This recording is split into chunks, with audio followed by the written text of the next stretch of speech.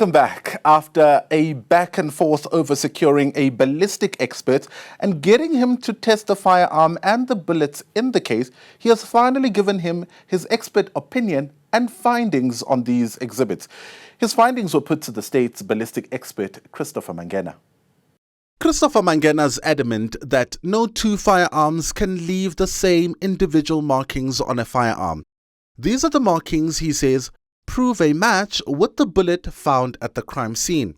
My understanding, you talk about striations, grooves, lens, etc. Is a firearm in the world which has, are there two firearms or more which have the similar striations or grooves inside the barrel? Inside the barrel? Yeah. No, my lord. Never, never, ever.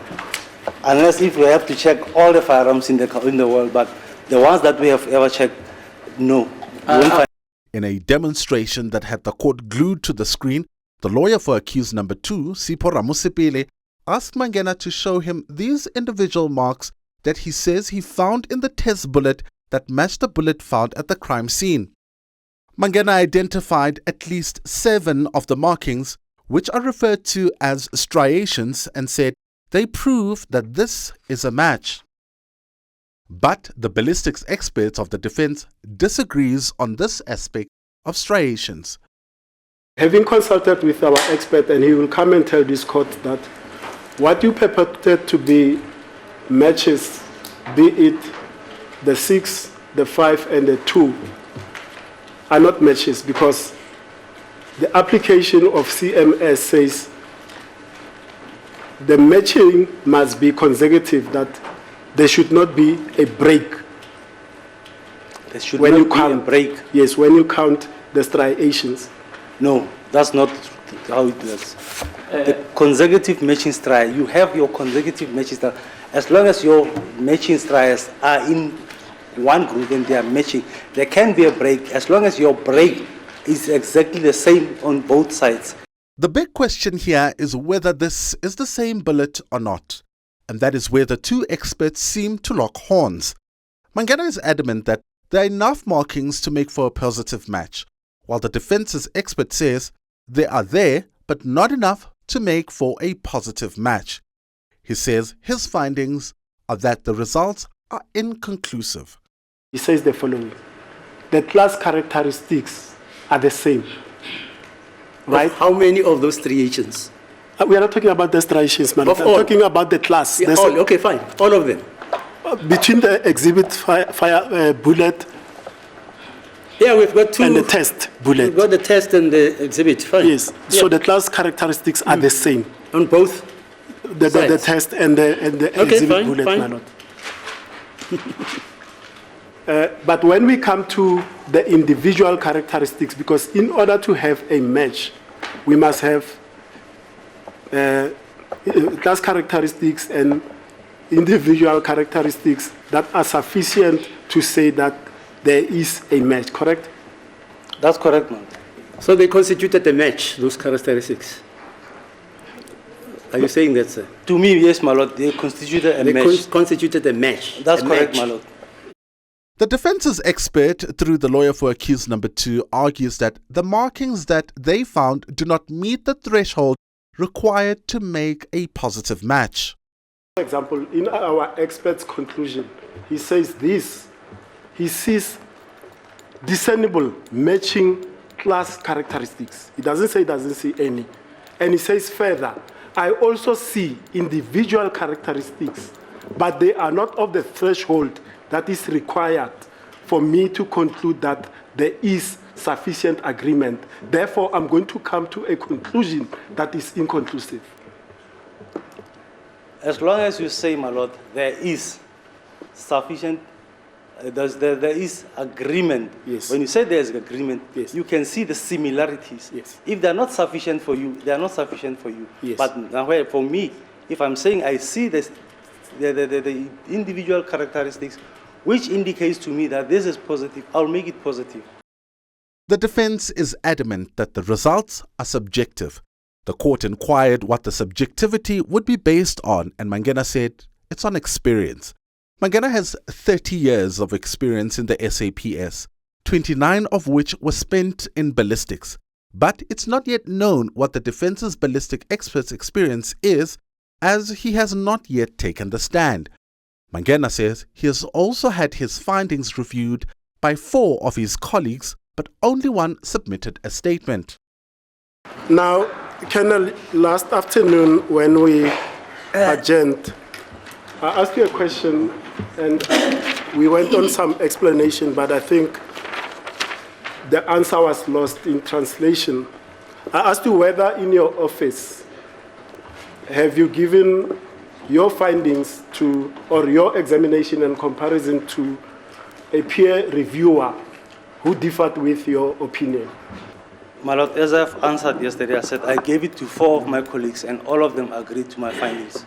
Yeah, Colonel, but what I'm asking you, I'm not speaking specifically about this case. I'm saying in your experience, the 29 years or so as a ballistic expert, and now as a senior specialist in that office, have you given your work in another case, not this case in particular, where you, for example, your finding was one of inclusion, that is a match, and then you gave to somebody who peer reviewed and said it's an elimination or it's inconclusive.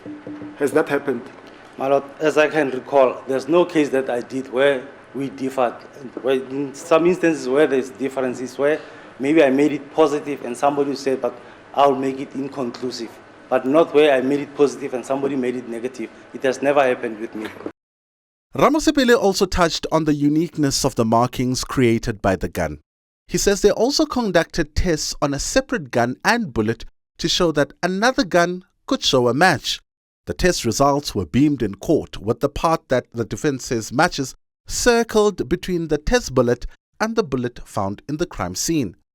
So the purpose was to show the reproducibility of this, to show that the so-called match can be produced by a different firearm. And that exercise was performed in the presence of Yes, the let's Colonel. hear your answer. No, my Lord, when you look at it, it's only where at the base where it started. But the minute you start moving it towards the front, there's a complete different markings on those ones. So where they start, they can match. It's not that it's only this one. You can do it with many other bullets, where you can force it to match where you started. But the minute you start moving it towards the center, you see a complete different. Mangena said he fired 8 bullets to determine whether this was the same firearm that was recovered from accused number 3 Mthobisi Mncube. Last year, Mangena testified that while he was conducting tests, he went to the Cleveland police station to get the firearm so that he could test the bullets on the gun that allegedly fired in the Khumalo home. He told the court that he found it in an open seal bag, and this was because it was due for destruction. Mangena said the tests on the separate case that Mncube had been arrested for in February 2015 were done and its findings filed in the SAPS's records. And that is why the firearm was in line to be destroyed. He also told the court that the firearm still had the tag whose number was the same as the one on the statement by the investigator in that case. Mncube's lawyer, Advocate Charles Mnisi, asked Mangena about how sure he was, after firing from the gun, that it was the same one. How could you then have conclusively, beyond reasonable doubt, as the pattern that the state has, beyond reasonable doubt, that indeed this was the firearm? Because the bullets that were shot by me do match those that were fired by Rulovs. In view of your testimony that says some marks were there, some marks were not there, this was there, this was there, you know that mattering explanation, beyond reasonable doubt, exclusively say. Mncube is at the heart of this evidence. The gun in question was allegedly recovered from him in 2015, just 4 months after Meyiwa's murder, when he was arrested in an unrelated case. Mangena says the barrel of the gun causes a slippage when you fire from it, and that is why he had to use 8 bullets to test. The one out of a barrel would result into a slippage of a bullet when it is being fired. That's correct. Now that process, the slippage, would it have an effect on the transfer of the marks to the bullet? My lord, the slippage itself could create some other markings, but you could not get the same slippage where all your bullets will slip the same way and will pick up the same markings. The slippage you could see, but the markings on your slippage, you cannot also match them with other bullets, on the other bullets, but you can see that there was slippage. So in other words, the slippage does also have an effect on the consistent transfer of the marks into the bullet. That's correct, my lord. Advocate Mnisi has requested Mangena to do a properly marked chart. This is what he will then pick up with on Monday when the proceedings resume. After the break, we get some legal analysis on this critical evidence. Stay tuned.